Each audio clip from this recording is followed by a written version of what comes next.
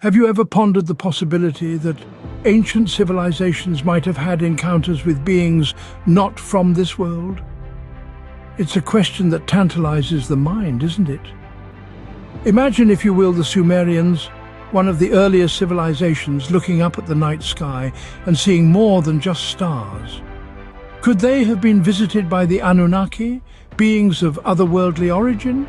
Or picture the Nazca civilization, creators of the enigmatic Nazca Lines.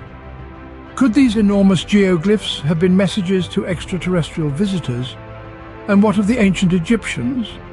Their pyramid texts are filled with celestial references that could suggest a knowledge beyond their time. Then there's the Teotihuacan civilization, builders of the colossal pyramids in Mexico. Their city's name translates to the place where gods were born. Could they have been referring to beings from the stars? So buckle up as we take a trip back in time to explore these fascinating encounters. Our journey begins in the Fertile Crescent of Mesopotamia with the Sumerians. Take a step back in time to a civilization that thrived over 4,000 years ago. The Sumerians, a people of incredible wisdom and ingenuity, were the architects of the first written language, pioneers of agriculture, and creators of the wheel. Yet, their greatest legacy might not be their remarkable advancements, but their fascinating mythology. Central to their belief system were the Anunnaki, a pantheon of gods who, according to Sumerian texts, descended from the sky. The term Anunnaki itself translates to those of royal blood or princely offspring, suggesting an otherworldly lineage.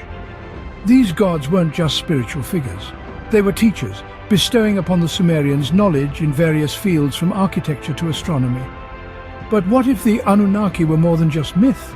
What if they were, in fact, extraterrestrial beings? It's a bold question, one that has intrigued historians, archaeologists, and conspiracy theorists alike. Evidence supporting this theory can be found within the very texts that chronicle the Anunnaki. The Sumerians wrote of these gods arriving on Earth from a planet called Nibiru, a world that supposedly exists beyond Neptune in our own solar system. Furthermore, the Sumerians' advanced knowledge in various sciences, particularly astronomy, has led some to speculate that this information was imparted to them by these celestial visitors.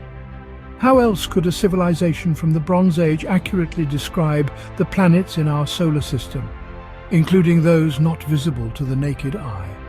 Of course, this is all conjecture, theories spun from ancient texts and mythologies. Yet the pieces of the puzzle are tantalizing enough to make us question. Were the Anunnaki simply the product of fertile imaginations, divine figures created to explain the world around them? Or were they visitors from a distant planet, bringing with them knowledge and advancements that shaped the course of human history? Could these gods have been visitors from another planet? The mystery remains. Next, we travel to the arid plains of Nazca, Peru. Here, etched into the earth, sprawl the Nazca Lines, an ancient tapestry of enigmatic designs. These colossal geoglyphs, crafted with meticulous precision, depict a range of figures, from hummingbirds to monkeys, spiders to tree-like formations and abstract geometric shapes. Yet their true purpose remains shrouded in the mists of time. The sheer scale and complexity of these lines defy comprehension. They stretch across vast expanses, visible in their entirety only from high above the ground. This has led to a fascinating question. Were these immense artworks intended for earthly spectators, or were they signals meant for a more celestial audience?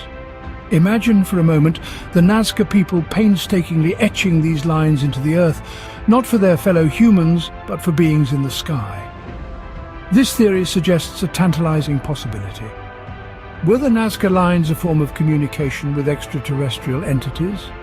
Some researchers propose that these geoglyphs were a way for the Nazca people to reach out to the stars, to convey messages or requests to celestial beings. They speculate that these lines could be a plea for rain during dry seasons, or an expression of gratitude for a bountiful harvest. Others suggest that they could be astronomical calendars or maps, guiding extraterrestrial visitors. Yet another theory postulates that these lines were landing strips for alien spacecraft, This idea, while controversial, underscores the enduring allure of the Nazca Lines and our collective fascination with the possibility of extraterrestrial life. The truth about the Nazca Lines remains as elusive as the desert winds that sweep across the arid plains of Nazca. Despite countless theories and speculations, we are still left with more questions than answers. As we continue our journey into the past, we're reminded of the enduring mysteries that still surround us, waiting to be unraveled. Our journey now takes us to the banks of the Nile, to the land of the pharaohs. Here, etched in the heart of ancient stone, we find the pyramid texts, a collection of religious carvings that have intrigued scholars for centuries. These texts, some of the oldest religious writings in existence, describe the pharaoh's journey to the stars, a voyage into the great unknown. Now imagine this: the pharaoh, the god-king of his realm, embarking on a celestial voyage, a journey not of the spirit but of the body. Not a metaphorical journey, but a physical one. Could these texts be describing a literal voyage into the cosmos? A bold notion, I grant you, but not entirely outside the realm of possibility. Consider for a moment the complexity of these ancient texts. They speak of the pharaoh ascending to the sky, traveling across the heavens and joining the company of the gods. Is it possible that the Egyptians, in their infinite wisdom and sophistication, had contact with extraterrestrial beings? Could these celestial journeys be an account of an actual encounter, a meeting between humanity and beings from beyond our world? The pyramid texts are filled with such rich and vivid descriptions of the pharaoh's journey. They talk of the pharaoh traveling through the winding waterway, a term that could be interpreted as a wormhole or a portal, concepts familiar to us in the 21st century, but seemingly out of place in ancient times. Also, consider the iron which comes from the sky, a reference to a metal unknown to the Egyptians at the time. Could this be a reference to advanced technology, possibly extraterrestrial in origin? These tantalizing hints suggest that the pyramid texts may not simply be spiritual hymns, but could be documenting an actual celestial journey. Yet, as with all things ancient and mysterious, we must tread carefully. The line between fact and fiction, reality and mythology is often blurred. Did these texts document an actual celestial journey? The puzzle persists. Finally, we arrive at the ancient city of Teotihuacan, in the heart of Mexico. A place of immense grandeur, its architectural marvels have been a source of bewilderment to many. The city was built by an unknown civilization, their identities lost to the sands of time. Teotihuacan, literally meaning the place where the gods were created, holds an air of mystery that is hard to ignore. In its heyday, the city was a bustling metropolis, resplendent with advanced structures that defy conventional understanding of the period's technological capabilities. Its most iconic structures, the Pyramid of the Sun and the Pyramid of the Moon, are colossal edifices that mirror the celestial bodies they are named after.